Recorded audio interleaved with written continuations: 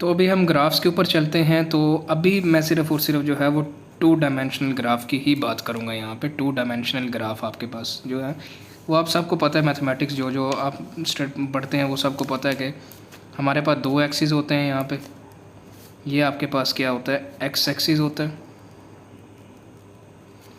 ये वाला आपके पास क्या होता है, वाई एक्सिस होता है ग्राफ के अंदर, 2 डायमेंशन ग्राफ्स के अंदर, ठीक है।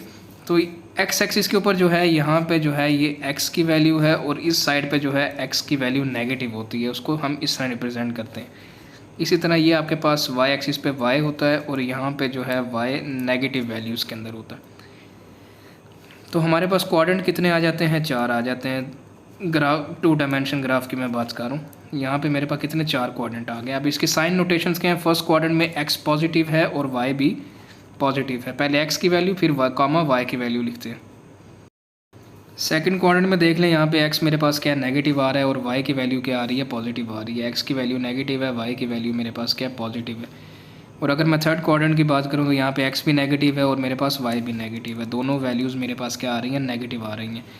फोर्थ वाले क्वाड्रेंट में एक्स पॉजिटिव है और वाई की वैल्यू क्या है, मेरे पास नेगेटिव आ रही है। तो ये आपके पास 2 डायमेंशन ग्राफ है और ये इसकी साइन नोटेशंस हैं आपके पास, ठीक है। तो मतलब आपको अगर कहीं पे भी कुछ पॉइंट्स दिए हों, जैसे A3 -1 दिया हुआ है या फिर B -2 -3 दिया हुआ है तो ये आपके पास ग्राफ के अंदर के पॉइंट होते हैं, ठीक हो गया।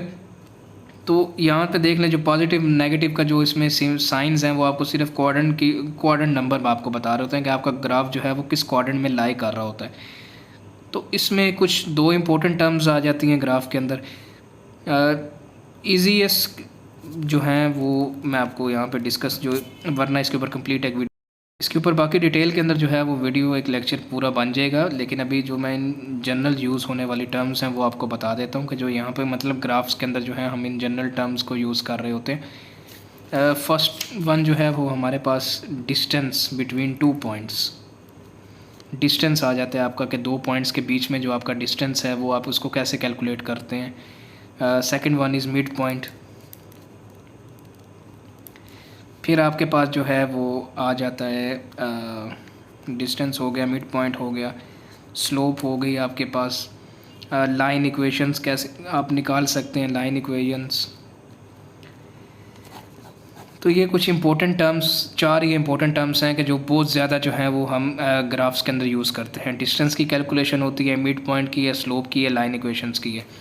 डिस्टेंस का मैं रिलेशन आपको बता देता हूँ कि पहला पॉइंट मेरे पास एक्स का, दूसरा वाई का होता है। तो अगर मैं इन्हीं 2 पॉइंट्स ए और बी, अगर मैं इन्हीं 2 पॉइंट्स को यहाँ पे यूज़ करता हूँ इन रिलेशन, इनके मैथमेटिकल रिलेशन को लिखने के लिए, तो मेरे पास 2 पॉइंट्स गिवन है ए और बी, और फर्स्ट वन एक्स है, दूसरा वाई है। तो अब ये x1 होगा, ये y1 होगा। क्यों? क्योंकि 2 पॉइंट्स हैं तो मैं इनको x1 y1, दूसरे पॉइंट के लिए x2 y2। तो मैं डिस्टेंस का फार्मूला यहाँ से लिखूँगा तो वो मेरे पास क्या बनेगा, d = x2 - x1 का स्क्वायर प्लस y2 - y1 का स्क्वायर रूट। ये आपके पास क्या है, डिस्टेंस का रिलेशन है। मिड पॉइंट का रिलेशन क्या होता है, x1 + x2 divided by 2, y1 + y2 divided by 2। ये मेरे पास क्या है, मिड पॉइंट का रिलेशन होता है। अब जो है वो स्लोप का क्या रिलेशन होता है, स्लोप आप कैसे निकालते हैं ग्राफ के अंदर। अगर मेरे पास एक स्ट्रेट लाइन है, लीनियर ग्राफ है, अगर ग्राफ के कुछ का फंक्शंस की हम टाइप्स में ये स्टडी करेंगे, लीनियर फंक्शंस क्या होते हैं। लीनियर लाइन है तो 2 पॉइंट्स के बीच में कितना चेंज आ रहा है उसको हम लोग कहते हैं स्लोप। और अगर इस तरह की कोई लाइन आ जाए रेट ऑफ चेंज निकालने के लिए, वो वहाँ पे हम यूज़ करते हैं डेरिवेटिव्स, जो आगे हमारे लेक्चर में आएंगे। तो स्लोप अगर आपको 2 पॉइंट्स गिवन हो ना, ए और बी, या जैसे यहाँ पे 2 पॉइंट गिवन है, तो स्लोप निकालने का जो रिलेशन है वो क्या है, इसको m के साथ लिखते हैं, y2 - y1 divided by x2 - x1। इस तरह आप यहाँ पे 2 पॉइंट्स की स्लोप को कैलकुलेट कर सकते हैं। अगर आपको 1 पॉइंट गिवन हो तो उसके लिए क्या है, स्लोप की इक्वेशन -y/x। ये 2 रिलेशंस हैं जो आप स्लोप के लिए यूज़ करते हैं। लाइन इक्वेशन क्या होती है, ओके, अब मैंने जो है वो यहाँ पे लाइन इक्वेशन जो है वो उसकी इक्वेशन बतानी है कि आप लाइन इक्वेशन कैसे मतलब लाइन इक्वेशन से इक्वेशन कैसे जो है वो आप निकालते हैं या इक्वेशन कैसे बनाते हैं। लाइन इक्वेशन जो है वो क्या होती है, इसका जो रिलेशन है y minus y1 equals to m into x minus x1। ये आपके पास क्या लाइन इक्वेशन है। m इसमें आपके पास स्लोप है, y1 और x1 आपके पास पॉइंट हैं, तो इससे आप जो है वो अपनी लाइन इक्वेशन को वो कैलकुलेट कर सकते हैं, लाइन इक्वेशन आप निकाल सकते हैं। एक और इसमें इम्पोर्टेंट चीज़ आती है स्लोप लाइन इक्वेशन। वो आपके पास क्या होती है, y equals to M X plus C. इनको आगे हम डिटेल में स्टडी करेंगे अपने कैलकुलस के अंदर ही। तो ये आप अभी मैं इन जनरल आपको सिर्फ डेफिनेशंस बता रहा हूँ ग्राफ के अंदर हम क्या क्या यूज़ करेंगे आगे। y equals to M X plus C आपके पास क्या होती है, स्लोप लाइन इक्वेशन होती है। अब जो है वो कुछ इम्पोर्टेंट फंक्शंस हैं जो हम लोग यहाँ पे भी स्टडी करेंगे कि लीनियर फंक्शंस जो है वो हमारे बहुत ज़्यादा यूज़ होते हैं। लीनियर अलजेब्रा के अंदर आप लोग जो है वो लीनियर ग्राफ और लीनियर स्केचिंग और लीनियर कंट्रोल सिस्टम्स जो इंजीनियरिंग के अंदर है, मैट्रिक्स हो गए, वहाँ पे बहुत ज़्यादा ये लीनियर फंक्शंस जो हैं वो यूज़ होते हैं। क्वाड्रेटिक फंक्शन आपके पास कंट्रोल सिस्टम्स के अंदर भी बहुत ज़्यादा यूज़ होते हैं। और क्वाड्रेटिक फंक्शंस क्या होते हैं इनको स्टडी करेंगे।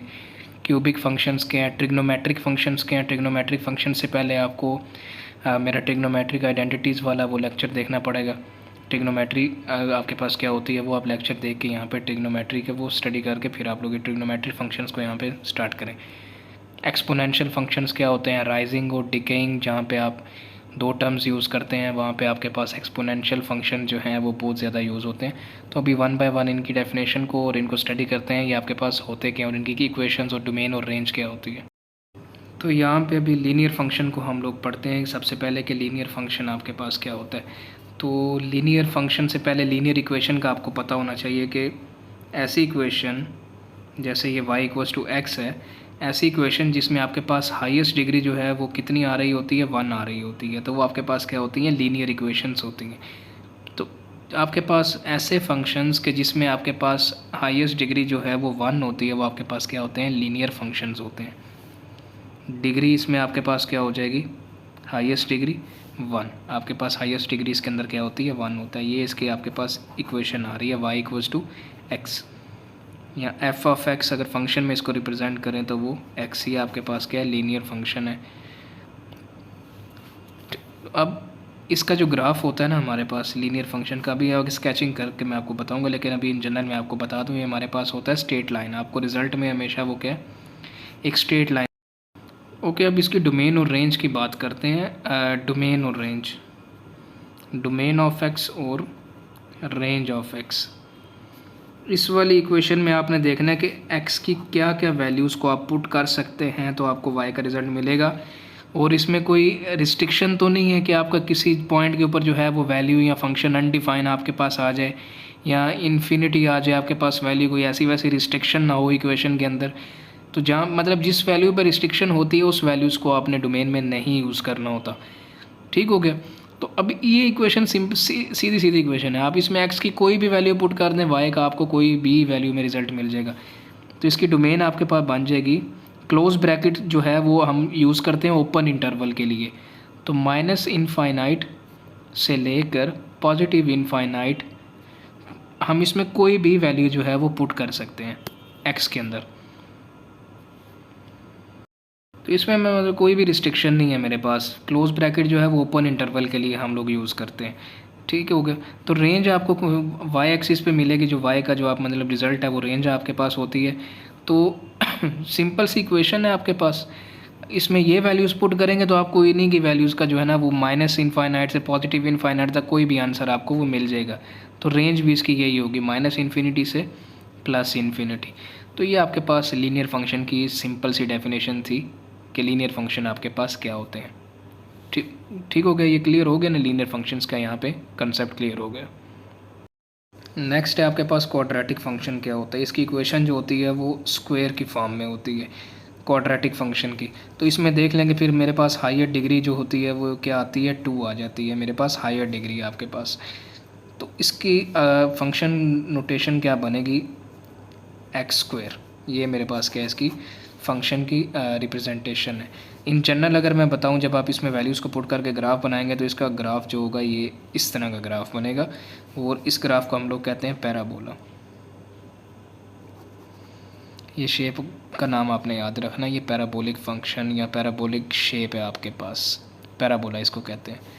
तो मैं अगर इसी की डोमेन की बात करूं और रेंज की बात करूं, तो x के अंदर मैं कोई भी वैल्यू पुट कर सकता हूं सेम एज इट इज़। तो इसकी भी ये क्या हो जाएगी, -∞ से +∞, ओपन इंटरवल है यहाँ पे भी। रेंज के अंदर अब आपने ये देखना है कि रेंज क्या होगी इस ग्राफ के अंदर। ठीक है, इसकी रेंज अब मैंने निकाल ली है क्वाड्रेटिक फंक्शन की। तो वो देखें आपका ग्राफ 0 से स्टार्ट हो रहा है, आउटपुट आपने देखनी होती है रेंज में। तो यहाँ पे 0 से मेरा जो है वो ग्राफ स्टार्ट हो रहा है और ऊपर ऊपर जा रहा है। ऊपर ऊपर का क्या मतलब है कि y यहाँ पे क्या पॉजिटिव है। तो यहाँ पे मेरा ग्राफ 0 से ले के पॉजिटिव इन्फिनिटी पे आंसर दे रहा है। अब 0 इसमें ऐड है, 0 इंक्लूड है, तो यहाँ पे मैं क्लोज ब्रैकेट का ये सिंबल यूज़ करूँगा, क्लोज इंटरवल इसको कहते हैं। मतलब ये 0 भी इसमें ऐड है, तो यहाँ पे क्लोज इंटरवल है, और इनफाइनाइट का मुझे नहीं पता कितनी वैल्यूज़ हैं, तो यहाँ पे मैं ओपन इंटरवल यहाँ पे यूज़ करूँगा। तो ये इसकी डोमेन थी और ये हमारे पास रेंज आ गई। अब इसी तरह क्यूबिक फंक्शन की मैं बात कर लेता हूँ, तो इक्वेशन x³ बन जाएगी। इसमें जो मेरे पास डिग्री आ जाएगी वो कितनी आ जाएगी, हायर 3 है। इक्वेशन इसकी क्या बन जाएगी, x³। अभी हम इसको जल्दी जल्दी बस कंप्लीट करते हैं डेफिनेशंस को, बाकी आगे इसका जो ग्राफ की शेप होगी वो हमारे पास इस तरह की बनेगी। यहाँ पे आप x की कोई भी वैल्यू पुट कर सकते हैं। डोमेन जो है वो -∞ से +∞। इसी तरह रेंज जो है वो भी मेरे पास देख लें, +∞ से लेकर -∞ तक हमें मिल रही है, सेम लीनियर फंक्शन की तरह की। तो ये आपके पास क्या होता है, क्यूबिक फंक्शन होता है। ट्रिग्नोमेट्री फंक्शन आके हम इसको डिटेल में पढ़ेंगे। अभी यहाँ पे इन जनरल आपको बता देता हूँ, sin x, cos x, tan x, secant x, cosecant x और cot x, इनके जो ग्राफ्स होते हैं या इनके जो फंक्शंस होते हैं उनको हम लोग क्या कहते हैं, ट्रिग्नोमेट्रिक फंक्शंस कहते हैं। एक्सपोनेंशियल फंक्शन भी आगे हम इसको मज़ीद डिटेल में स्टडी करेंगे। अभी इन जनरल आपको बता देता हूँ, y = e⁻x। जो e की पावर की फॉर्म में जो आपके पास लिखे जाएंगे जितने भी फंक्शंस, वो सारे आपके पास क्या होते हैं, एक्सपोनेंशियल फंक्शंस होते हैं। e⁻⁻x हो गया, e⁻ax, e⁻−ax। अब इसमें a जो है ये आपके पास क्या है, कांस्टेंट है, मतलब 2x हो गया, 3x हो गया, मतलब कोई भी कांस्टेंट की वैल्यू हो सकती है। तो वो आपके पास क्या होते हैं, एक्सपोनेंशियल। तो ये कुछ इंपॉर्टेंट फंक्शंस हैं जो आगे हम लोग कैलकुलस में जो है वो यूज़ करेंगे। और भी हैं, लॉगरिथमेटिक फंक्शंस भी हैं जो लॉग की फॉर्म में लिखे जाते हैं, पॉलिनोमियल फंक्शंस भी हैं। तो मतलब इम्पोर्टेंट ये आपके पास जो है वो फंक्शंस हैं जो काफ़ी आगे आपके यूज़ होंगे कैलकुलस के अंदर।